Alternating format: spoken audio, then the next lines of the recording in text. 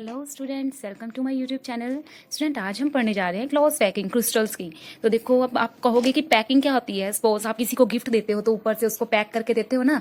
क्यों पैक करके देते हो? ताकि जो उसका स्पेस है वो आपका पूरी तरह से कवर हो जाए, ठीक है, उनकी अरेंजमेंट हो जाए, ठीक है। तो देखो, अगर आप किसी को गिलास देते हो, 6 गिलास देते हो, अगर ऐसे खुले दे दोगे आप तो उनकी अरेंजमेंट नहीं होगी। लेकिन अगर इनको पैक कर दोगे किसी डिब्बे में तो ये अपने आपस में अरेंज हो जाएंगे, ठीक है। तो देखो, द अरेंजमेंट ऑफ एटम्स, किसी एटम्स की, आयंस की और मॉलिक्यूल्स की arrangement in which maximum available space is occupy. उनके बीच का जो मैक्सिमम स्पेस है ना वो क्या हो जाए, कवर हो जाए। जैसे मान लो कि मैंने ये एटम्स ले लिए, ठीक है। अब इन एटम्स को अगर मैं पैक कर दूं, ठीक है, तो पैक इस तरह से हो जाएंगे, ठीक है। तो इसको बोलते हैं हम पैकिंग। क्या बोलते हैं? पैकिंग, ठीक है। पैकिंग 2 टाइप्स की है।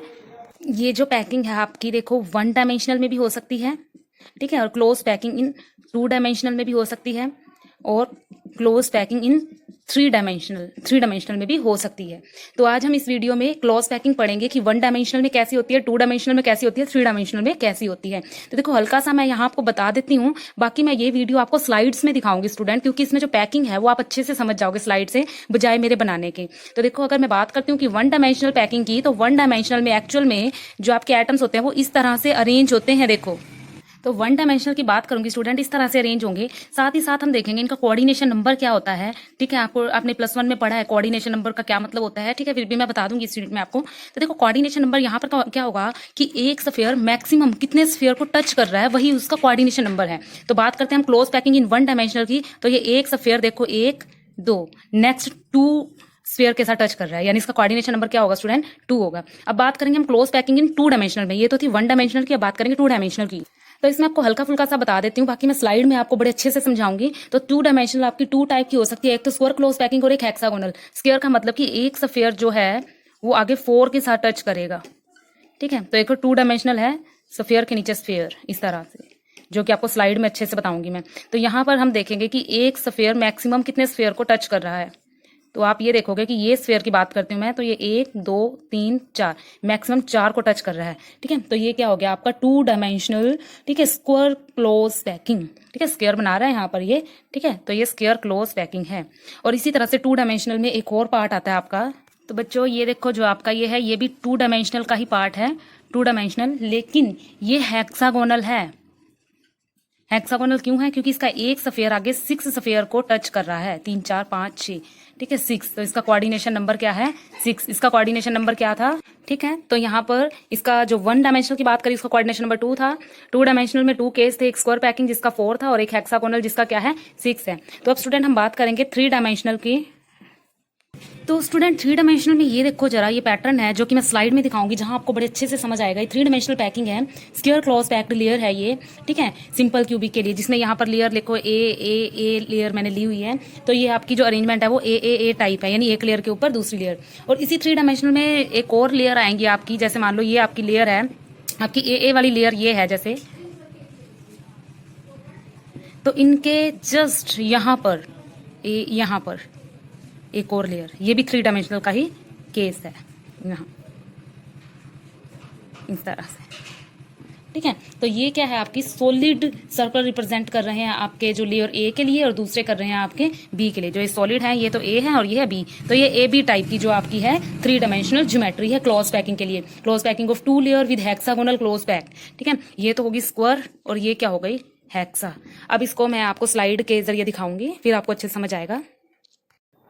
तो देखो स्टूडेंट, अब हम स्लाइड के माध्यम से देखेंगे 1 डायमेंशनल, 2 डायमेंशनल और 3 डायमेंशनल के बारे में, ठीक है। तो जो 3 डायमेंशनल मोड ऑफ पैकिंग है ना, उसको इजीली अंडरस्टूड कर सकते हो by the help of 1 dimensional, 2 dimensional और 3 डायमेंशनल, ठीक है। तो देखो, in 1 dimensional close packing there is just 1 way of arranging the sphere. सिर्फ एक ही तरह से आप स्फीयर को अरेंज कर सकते हो, ठीक है। अभी मैंने आपको बोर्ड पे भी बताया था। तो देखो, ये एटम सिर्फ एक लेयर में आपस में जो है वो अटैच होंगे, और इनके बीच में जो खाली स्पेस दिख रहा है ना आपको, ये खाली स्पेस जो है स्टूडेंट, ये आपका वॉइड है। वॉइड क्या है? ये वॉइड, ठीक है। अब कोऑर्डिनेशन नंबर क्या है यहाँ पर? 2, ठीक ठीक है। वन डायमेंशनल में कोऑर्डिनेशन नंबर क्या बना स्टूडेंट आपका 2। अब क्लोज पैकिंग स्ट्रक्चर बात करेंगे हम 2 डायमेंशनल की, उसको दो तरह से जनरेट कर सकते हैं, अभी हमने बात की थी, ठीक है। एक कौन सी थी, एक थी स्क्वायर क्लोज पैकिंग और दूसरी कौन सी थी, हेक्सागोनल क्लोज पैकिंग थी, ठीक है। तो जो स्क्वायर पैकिंग थी उसके बारे में देखेंगे कि उसकी अरेंजमेंट कैसे होती है और हेक्सागोनल क्लोज पैकिंग की अरेंजमेंट कैसे होती है। तो देखो स्क्वायर क्लोज पैकिंग में क्या होता है, वन डायमेंशनल की एक लेयर, ठीक उसी के ऊपर, ठीक है, एटम के जस्ट ऊपर दूसरे एटम की लेयर होगी, ठीक है। ये देखो, ये जस्ट नीचे वाली लेयर के जस्ट ऊपर वाली लेयर होगी, देखो इस तरह से। अब बीच में जो वॉइड दिख रहा है ना, वॉइड का मतलब खाली जो स्पेस है, ठीक है, ये वॉइड है जो बीच में खाली स्पेस दिख रहा है आपको। तो ये जो खाली स्पेस है ना, ये स्क्वायर क्लोज पैकिंग का स्क्वायर है।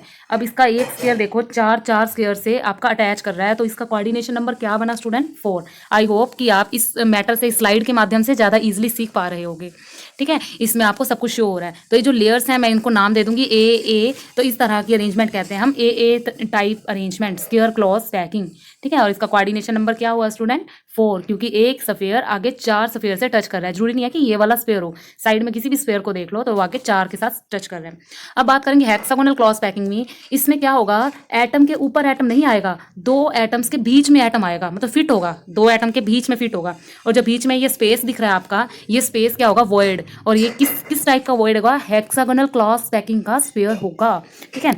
और इसमें क्या होगा, मैंने आपको अभी दिखाया भी था, इसमें एक स्फीयर नेक्स्ट 6 स्फीयर से टच करेगा, ठीक है स्टूडेंट। तो देखो जो आपके स्फीयर के, दो स्फीयर के बीच में तीसरा स्फीयर आ रहा है और आपस में टच कर रहा है। अब यहाँ पर देखो मैं एक स्फीयर की बात करती हूँ, ये बीच वाला स्फीयर लेती हूँ, तो ये आगे नेक्स्ट 6 स्फीयर को टच कर रहा है, that's why the coordination number is 6, ठीक है। तो इसका कोऑर्डिनेशन नंबर क्या होगा स्टूडेंट, 6, ठीक है। स्क्वायर में कितना था, स्क्वायर में था 4 और इसमें क्या है आपका 6 है, ठीक है। Hexagonal close packing.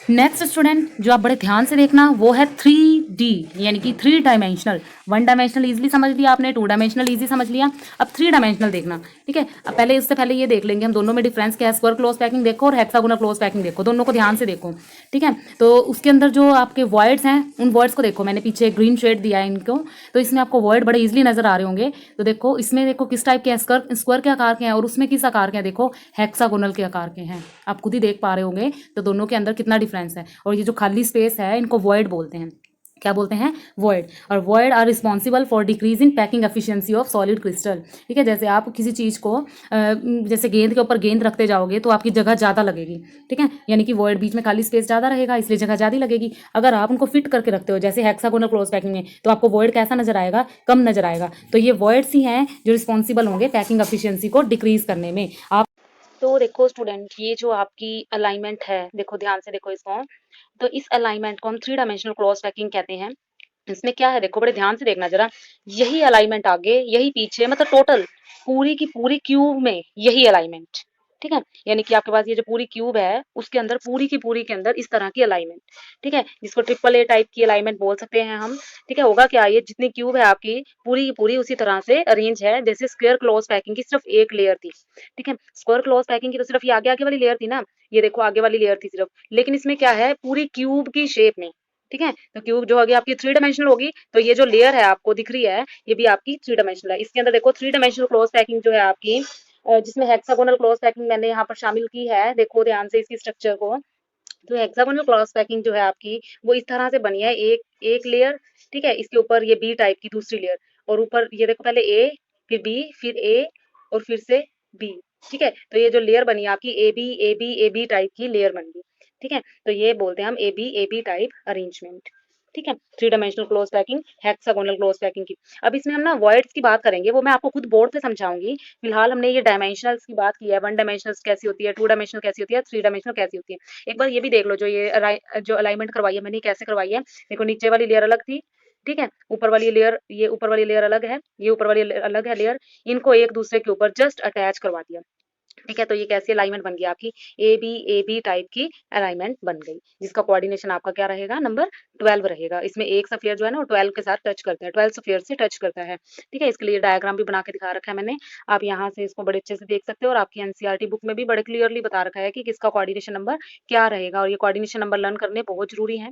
ठीक है। तो यहाँ पर जो आपका एक आइटम है वो नेक्स्ट 12 के साथ अरेंजमेंट करता है।